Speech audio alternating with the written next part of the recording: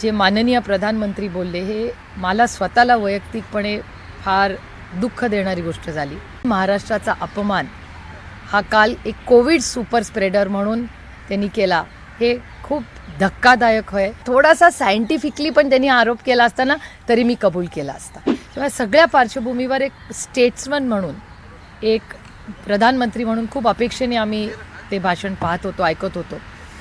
आणि दुर्दैव की आपल्या महाराष्ट्राबद्दल जे माननीय प्रधानमंत्री बोलले हे मला स्वतःला वैयक्तिकपणे फार दुःख देणारी गोष्ट झाली। आणि मला प्रचंड वेदना झाल्यात की आपल्या महाराष्ट्राबद्दल माननीय प्रधानमंत्री असं का बोलतायत। ज्या राज्याने फुल ना फुलाची पाकळी म्हणा, पण 18 खासदार भाजपला निवडून दिले ह्यावेळेस, म्हणजे माननीय प्रधानमंत्री आज प्रधानमंत्री आहेत, त्याच्यात मोठा सिंहाचा वाटा हा महाराष्ट्रातल्या मतदारांचाही आहे।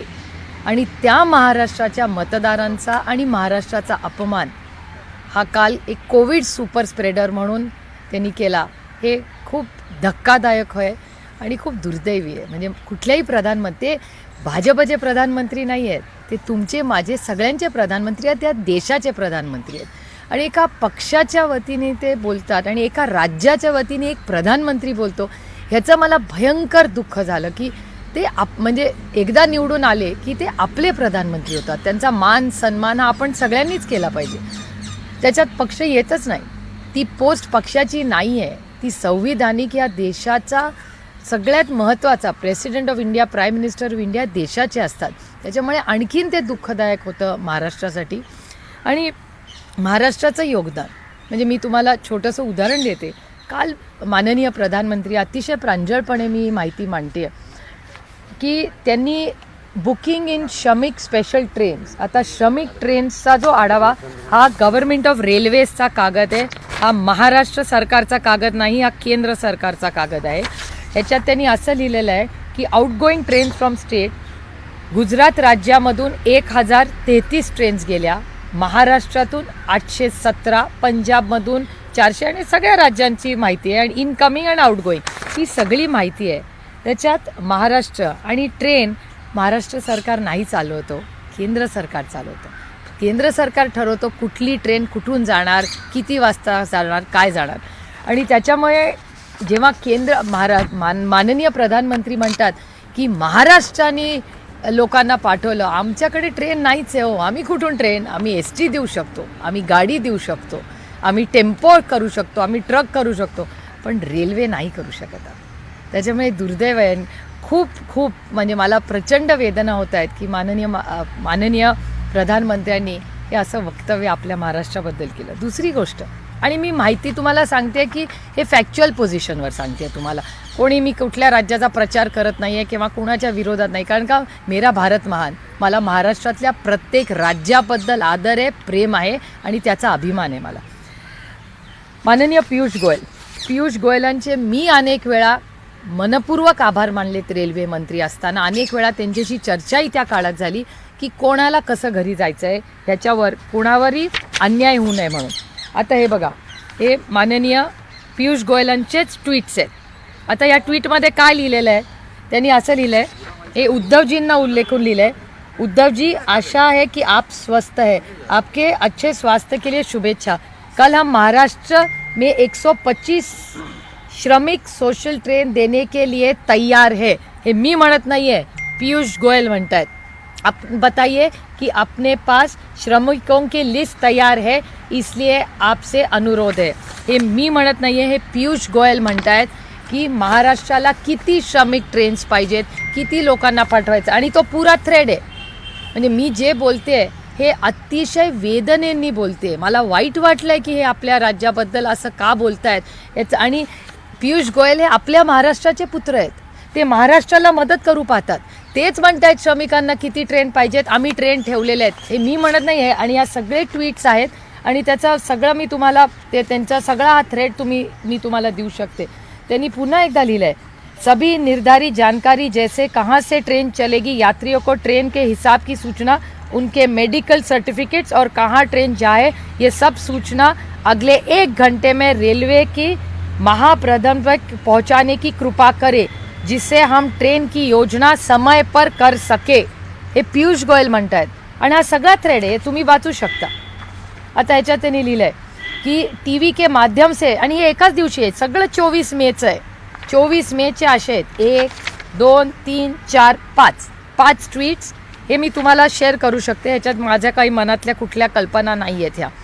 त्याच्यानंतर एक महत्त्वाचा मुद्दा, माननीय देवेंद्र फडणवीसजी त्यांचा कोट आहे हा, परत त्यांचा ट्वीट आहे मे 9चा.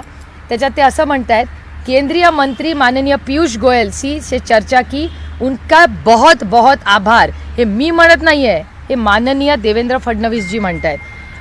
उन्होंने तुरंत उत्तर प्रदेश के मुख्यमंत्री श्री योगी जी से चर्चा की और जल्दी ही मुंबई से 10 रेलगाड़ियाँ उत्तर प्रदेश के लिए रवाना होगी. प्लीज बघा, हे मी म्हणत नाही आहे, हे माननीय आदरणीय देवेंद्र फडणवीसजींनीच पियुष गोयलजींचे आभार मानलेत. आता माननीय देवेंद्रजीही आपल्या महाराष्ट्राचे आहेत, माननीय पियुष गोयलजीही आपल्याच महाराष्ट्र आहेत. ते दोघांनी माननीय योगीजी, आता योगीजी माझ्यावर अनेक वर्ष सांसद होते, माझेही त्यांचे अतिशय चांगले संबंध आहेत. अतिशय आम्ही एकत्र अनेक वर्ष पार्लमेंटमध्ये काम केलं. त्यांनी टी व्हीवर अतिशय उत्तम भाषणं त्या काळात पार्लमेंटमध्ये केली होती. जरी आम्ही विरोधात असलो तरी काही बाबतींमध्ये शेवटी आपण जेव्हा राजकारणात समाजकारणात असतो तर काही कामांमध्ये एकमेकाचं ज्याला चांगलं आहे त्याला चांगलं म्हणण्याची पद्धत ही महाराष्ट्राची संस्कृती आहे. आणि त्याच संस्कृतीचा आधार ठेवून आम्ही इथे साधारण कार्यक्रम सगळ्यांचा मान सन्मान ठेवून करतो. त्यामुळे तुम्ही बघताय माननीय प्रधानमंत्री जे बोलले काल, हे दुर्दैव आहे की त्यांच्याच पक्षातले त्यांचे सगळे जे लोक आहेत हे काहीतरी वेगळं बोलत आहेत आणि हे सातत्याने होतं आहे. म्हणजे महाराष्ट्राबद्दल हा गैरसमज त्यांच्याच लोकांनी, एक उदाहरण देते ज्याचा व्हिडिओ आहे, त्याचा माझ्याकडे लिहिलेला नाही आहे, पण माननीय हरीशभाई आमचे बंधू आहेत, ते हरीश द्विवेदीजी ज्यांनी पार्लमेंटमधलं पहिलं भाषण केलं प्रेसिडेन्शियल ॲड्रेसमधलं, अतिशय उत्तम बोलले. 1 तासभर बोलले, बऱ्याच गोष्टी बोलल्या, सगळ्या काही गोष्टी मला पटल्या नाहीत पण बोलले. ते बोलत असताना त्यांनी स्वतः सांगितलं असं, जी ऑन रेकॉर्ड आहे, त्याचा व्हिडिओ मी तुम्हाला देऊ शकते, की श्रमिकांच्या ज्या ट्रेन्स होत्या, प्रत्येक श्रमिकाला ज्याला घरी जायची इच्छा होती त्याला ट्रेननी पोचवण्याचं काम हे आमच्या सरकारने, म्हणजे त्यांच्या सरकारने केलं, असे हरीश भाई आमचे बंधू आहेत ते द्विवेदीजींनी बोलले. त्यांच्या हे गेल्या मागच्याच आठवड्यातली गोष्ट आहे. आता तुम्ही परत मी हिशोब करते की ट्रेनची लिस्ट ही केंद्र सरकारची आहे. माननीय पियुष गोयलजी बोलले, हे त्यांचे ट्विट्स आहेत. माननीय देवेंद्र फडणवीसजी बोलले, त्यांनीच पियुष गोयलांचे आभार मानले, ही त्यांचा ट्विटवर त्यांनी मानलेले आहेत. त्याच्यानंतर माननीय आमचे बंधू हरीश द्विवेदीजी जे मागच्या आठवड्यात पार्लमेंटमध्ये बोलले, त्यांनीही या श्रमिकांना कसं माननीय मोदीजींनी व्यवस्थित घरी पोचवलं ह्याच्याबद्दल लिहिलं आहे. त्यामुळे मला, आणि माणुसकी, ही माणुसकी विसरलो आपण या महामारीमध्ये. आणि दुर्दैव की माननीय प्रधानमंत्र्यांनी 2च राज्य घेतली, पंजाब आणि उत्तर प्रदेश, बाकीच्यांबद्दल त्यांनी काही उल्लेखच केला नाही. आणि मला एक गोष्ट ही रेकॉर्डवर आणायची आहे की आम्ही सगळ्यांनी पार्लमेंटमध्ये ठरवलं होतं की कोविडच्या काळात अनेक राज्यांमधून लोक एका राज्यातून दुसऱ्या राज्यात, काही कुटुंब असतील किंवा श्रमिक गेले असतील, तेव्हा त्यांचं खाण्याचं असेल, त्यांना औषध असेल, कुणाला बेड लागला असेल, ह्या देशातले अनेक खासदार आहेत ज्यांनी आम्ही एकामेकाला मदत मागितली त्या काळात, आणि ओपनली ट्विटरच्या माध्यमातून आणि पार्लमेंटमध्ये आम्ही एकामेकाचे ऑफिशियली आभार मानलेले. मी आभार मानलेले. काही मराठी लोक कुठे अडकले होते, एखाद्या खासदाराला फोन केला, त्या राज्यांनी मदत केली, त्यांचं आभार मानणं हे माझं कर्तव्य आहे. ही माझी मराठी आणि भारतीय संस्कृती आहे. तसंच अनेक भाजपचे खासदार आहेत ज्यांनी ऑन रेकॉर्ड महाराष्ट्राचे आभार मानलेत की आमच्या छत्तीसगड असेल, झारखंड असेल, UP असेल, बिहार असेल, त्यांचे आम्हाला फोन आले आणि त्यांचाही मनाचा मोठेपणा आहे की त्यांनी पार्लमेंटमध्ये महाराष्ट्र सरकारचे, आमच्या सगळ्यांचे आभार मानले. काय माणुसकी विसरलो आहे आपण? इतकं आपलं राजकारण आता अशी इतकी पातळी झाली आपली खालची की आपण माणुसकी पण विसरणार आहोत अशा काळात. त्यामुळे खरं तर नवाबभाई म्हणले ही गोष्ट खरी आहे की कोण कोविड सुपर स्प्रेडर आहे हे प्रत्येकाने आत्मचिंतन केलं पाहिजे. एक, लॉकडाऊन करायच्या आधी मला आठवतं आहे पार्लमेंट सुरू होतं आणि पार्लमेंटमध्ये ऑन रेकॉर्ड तुम्ही ही गोष्ट चेक करू शकता, कारण का मी कुठलीही गोष्ट कुठलाही आधार किंवा सत्य असल्याशिवाय उगाच खोटे नाटे आरोप करत नाही कधी कुणावर. पण माननीय सौगता रॉय जे पार्लमेंटमध्ये बोलले, तृणमूल काँग्रेसचे आहेत, ते स्वतः माननीय प्रधानमंत्र्यांपर्यंत चालत गेले पार्लमेंटमध्ये आणि म्हणाले राज्यांचं मत आहे की पार्लमेंट आपण लवकर संपवलं पाहिजे, कारण का कोविडची महामारी पसरते असं सगळीकडेच आहे. प्रत्येक खासदारांनी आणि आपल्या आपल्या राज्यात जाऊन काय चाललं हे बघितलं पाहिजे. तेव्हा ते असं म्हणाले की नको आत्ता बघूया, नंतर बघूया काय करायचं, कारण का मध्य प्रदेशचं सरकार पाडण्यामध्ये हे सगळे व्यस्त होते. हे दुर्दैव आहे की ह्या कोविडच्या काळात जिथे माणुसकीचा म्हणजे सर्व ओळख असू दे किंवा नसू दे, लोकांनी धावून धावून एकासाठी मदत केली, लोकांनी रक्तदान केलं, एकामेकासाठी रस्त्यात थांबून स्वयंपाक केला. मला अजून ते दृश्य आठवतं आहे. मला एक फोटो कोणीतरी पाठवला होता. एक महिला, तिच्या मागे एक बॅग होती, त्याच्यावर एक मूल झोपलं होतं आणि ते वडील ती बॅग खेचत होते आणि त्याच्या खाली एक टॅगलाईन होती, तुझसे नाराज नाही जिंदगी हैरान हूँ मैं. मला आज माननीय प्रधानमंत्र्याला हाच प्रश्न विचारायचा आहे की माननीय प्रधानमंत्री जी, मैं आपसे नाराज नहीं हूँ, हैरान हूँ मैं आपसे की तुम्ही आज माझ्या महाराष्ट्राबद्दल किंवा आमच्या लोकांबद्दल, आम्ही सुपर स्प्रेडर्स आहोत म्हणून असं कसं बोलला. त्याला सायंटिफिक टेम्परामेंट पण नाही, सायंटिफिक त्याला बॅकग्राऊंड पण, थोडासा सायंटिफिकली पण त्यांनी आरोप केला असताना तरी मी कबूल केला असता. पण कसं काय ते असं बोलले, खरंच म्हणजे. आणि मी तुम्हाला एव्हिडन्स बेस सगळं सांगितलं आहे. मी टीका करायची म्हणून त्यांच्यावर टीका करत नाही, पण मी एक महाराष्ट्रातली मुलगी म्हणून, एक खासदार म्हणून आज या प्रधानमंत्र्याकडे न्याय मागते की का तुम्ही आमच्यावर असं टीका केली, का तुम्ही आमच्या असा विरोधात बोलला, किंवा का तुम्ही असा द्वेष राज्यांमध्ये पसरवताय. ही एक प्रांजळ महिला आज प्रधानमंत्र्याकडे न्याय मागते. नाही, मग ही प्रतिक्रिया काय कारण वाटतं? आलेले आहेत त्यामुळे निवडणुकीच्या दृष्टीने विधान आहे असं वाटतं. आणि महाराष्ट्राबद्दल इतका द्वेष का, काय वाटतं तुम्हाला? त्यांना महाराष्ट्राबद्दल इतका का द्वेष वाटतो याचं उत्तर तेच देऊ शकतात, मी नाही देऊ शकत. सातत्याने महाराष्ट्रावर टीका असू दे किंवा महाराष्ट्रातले महत्त्वाचे प्रोजेक्ट्स असू दे, हे सगळे महाराष्ट्रातून बाहेर नेणं किंवा मुंबईचं महत्त्व कमी करणं, ह्याच्यात काय त्या सगळ्यांना गंमत येते हे मला माहिती नाही. हे अतिशय दुर्दैवी आहे. आणि महाराष्ट्र, एक तुम्हाला सांगते, महाराष्ट्र कधी दिल्लीच्या तख्तापर्यंत झुकलेला नाही आणि तो झुकणारही नाही, हेही मला तुम्हाला सांगायचं नाही. पण ज्या पद्धतीनं महाविकास आघाडीचं सरकार राज्यात आलं त्याच्यामुळे हा राग आहे का? ह्याचं उत्तर मी नाही देऊ शकत, तेच देऊ शकतात. पण हे दुर्दैवी आहे आणि माझी अपेक्षा आहे की महाराष्ट्रातल्या कुठल्याही, हा पक्षाचा विषयच नाही, हा राज्याच्या अस्मितेचा पक्ष आहे. भाजपमधल्याही मी आमदार खासदारांना विनंती करीन की तुम्ही उभं राहिलं पाहिजे, राज्याच्या वतीने उभं राहिलं पाहिजे, कारण हे आम्हाला पंजाब राज्य आपली संतांची भूमी आहे, आपलं नातं किती जवळचं आहे. नामदेव महाराजांचं जेवढं आपण कौतुक आणि प्रेम करतो तेवढंच पंजाबनीही केलेलं आहे.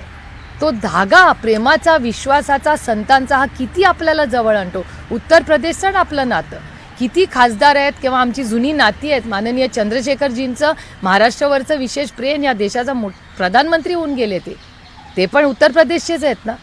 किती घनिष्ठ संबंध आपले आहेत, किती गोष्टी एकत्र, विश्वासाच्या नात्याने लोक, उत्तर प्रदेशचे लोक महाराष्ट्रात येतात.